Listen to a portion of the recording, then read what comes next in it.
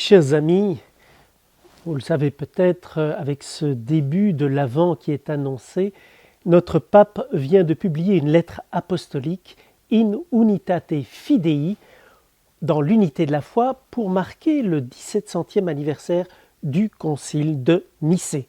Alors je rappelle en très bref l'histoire. On est au IVe siècle, en 313, l'empereur Constantin et Licinius disent que le christianisme ne sera plus persécuté, il devient même favorisé.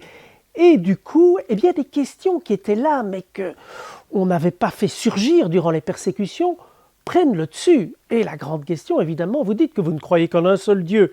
Mais si Dieu le Père est Dieu et Jésus-Christ est Dieu, il y a un paradoxe. Et c'est là que, à Alexandrie, grande capitale universitaire, un prêtre très bien formé, pas un méchant hérésiarque, non, un prêtre bien formé, Arius, vient avec une solution qui a l'avantage de faire entrer le christianisme dans le système des philosophies dominantes de l'époque, c'est-à-dire le néoplatonisme qui disait que tout part de l'unité et revient vers l'unité. Il fait entrer le christianisme dans le néoplatonisme. Il dit Dieu le Père, c'est le principe unique. Et Jésus-Christ, eh bien, c'est la première émanation, c'est le premier sous-Dieu. Il est Dieu, mais pas tout à fait Dieu.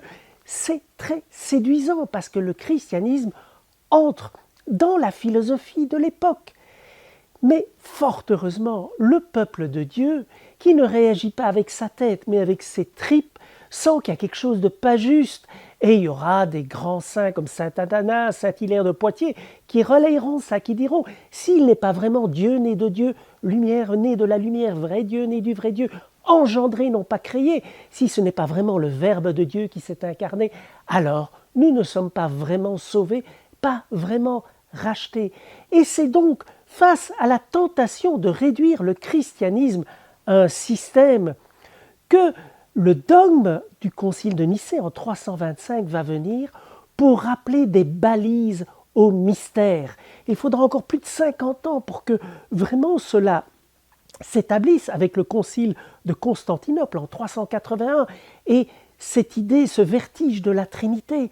Mais rappelons-nous ça, un dogme ne définit rien, ne réduit jamais rien à un système. Dieu n'est pas définissable.